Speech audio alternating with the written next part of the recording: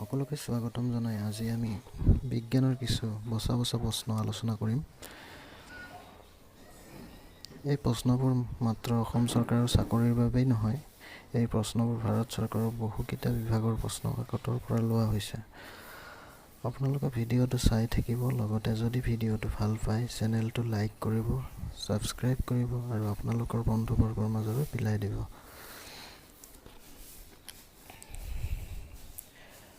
আজি আমাৰ প্ৰথম প্ৰশ্নটো হ'ল, এজন সাধাৰণ মানুহৰ সুস্পষ্ট দৃষ্টিৰ ন্যূনতম সীমা কিমান? ইয়াৰে অপশ্যন দিয়া আছে 25 চেণ্টিমিটাৰ, 250 মিলিমিটাৰ, গ 0.25 মিটাৰ আৰু খ উপৰোক্ত আটাইকেইটা। ইয়াৰ শুদ্ধ উত্তৰটো হ'ব খ, যিহেতু গোটেইকেইটা অপশ্যন একেই হয়, মাত্ৰ মাপকাঠিবোৰ বেলেগ কৰি দিয়া হৈছে। নেক্সট প্ৰশ্নটোলৈ গৈছোঁ। চকুৰ মণিৰ আকাৰ পোহৰৰ আধাৰত কিহে নিৰ্ধাৰণ কৰে? ইয়াৰে অপশ্যনবোৰ দিয়া আছে ক কৰ্ণিয়া, খ আইৰিছ, গ ৰেটিনা, খ এটাও নহয়। ইয়াৰে শুদ্ধ উত্তৰটো হ'ব খ আইৰিছ। নেক্সট প্ৰশ্নটোলৈ গৈছোঁ আমি আজি। নেত্ৰদানৰ সময়ত চকুৰ কোনটো অংশ সংৰক্ষিত কৰা হয়? ক কৰ্ণিয়া, খ আইৰিছ, গ ৰেটিনা, খ চকুৰ মণি। ইয়াৰে শুদ্ধ উত্তৰটো হ'ব ক কৰ্ণিয়া। চকুৰ বিভিন্ন ৰং কিহৰ বাবে হয়? ইয়াৰে অপশ্যনবোৰ দিয়া আছে ক কৰ্ণিয়া, খ আইৰিছ, গ ৰেটিনা, খ চকুৰ মণি। ইয়াৰে শুদ্ধ উত্তৰটো হ'ব খ আইৰিছ। নেক্সট প্ৰশ্নটোলৈ গৈছোঁ আজি। মানুহৰ চকুত কোনটো লেন্স পোৱা যায়? ক উত্তল লেন্স, খ অৱতল লেন্স, গ কনভেক্স লেন্স, খ ক আৰু গ। ইয়াৰে শুদ্ধ উত্তৰটো হ'ব ক আৰু গ, মানে উত্তল লেন্স আৰু কনভেক্স লেন্স একেই হয়, খালি কনফিউজন সৃষ্টি কৰাৰ বাবে এই প্ৰশ্নটো কৰা হৈছে। মানৱ চকুৰ অধ্যয়নক কি নামেৰে জনা যায়? ইয়াৰ অপশ্যনবোৰ দিয়া আছে অস্থিঅলজি, কাৰ্ডিঅলজি, গ হিমেটলজি, খ অফথালমলজি। ইয়াৰ শুদ্ধ উত্তৰটো হ'ব অফথালমলজি। চকুৰ এনে বেমাৰ যিটোত চকুৰ পানী শুকাই যায়? ক অপশ্যনটো দিয়া আছে মায়পিয়া, খ হেপাৰমেট্ৰপিয়া, গ জিৰো অপথেলমিয়া, খ এটাও নহয়। ইয়াৰে শুদ্ধ উত্তৰটো হ'ব জিৰো অপথেলমিয়া। মানৱ মস্তিষ্কৰ গড় ওজন কিমান?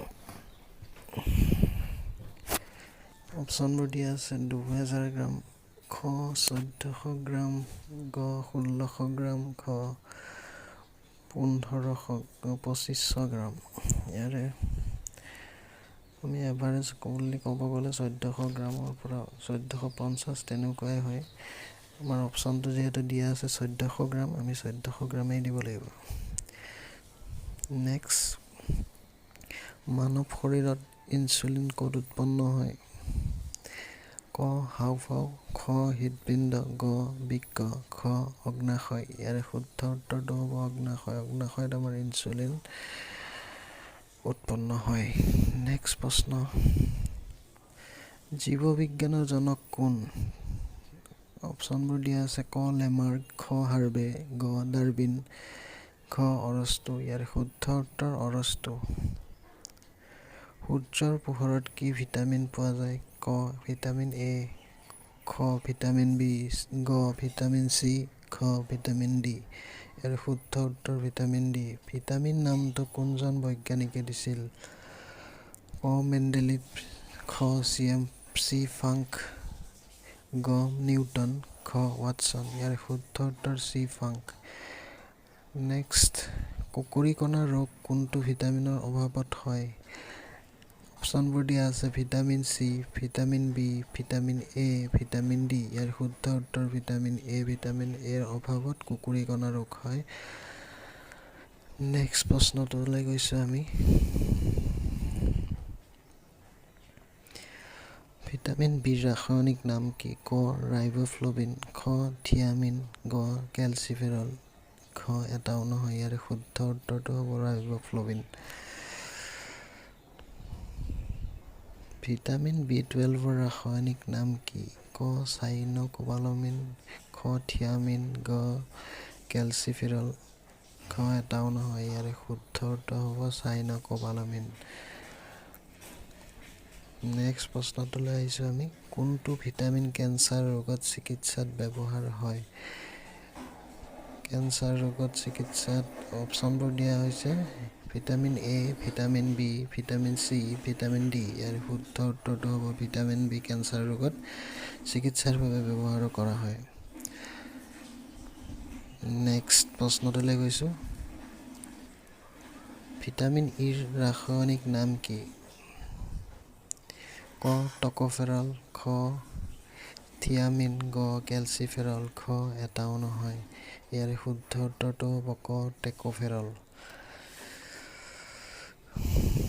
নেক্সট প্ৰশ্নটোলৈ গৈছোঁ আমি। কোনবোৰ গেছক লাফিং গেছ বোলা হয়? ক নাইট্ৰাছ অক্সাইড, খ কাৰ্বন ডাই অক্সাইড, গ N2O, ক আৰু গ দুয়োটাই।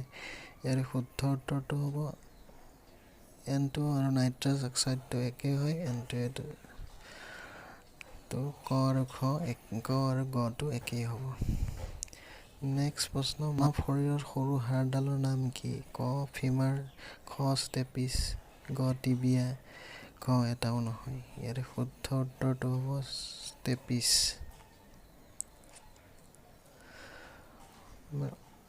আহি অন্তিম প্ৰশ্নটোলৈ আহিছোঁ এতিয়া। মানৱ শৰীৰৰ ডাঙৰ হাড়ডালৰ নাম কি? ক ফিমাৰ, খ ষ্টেপিছ, গ টিবিয়া, খ এটাও নহয়। ইয়াৰে শুদ্ধ উত্তৰটো হ'ব ফিমাৰ।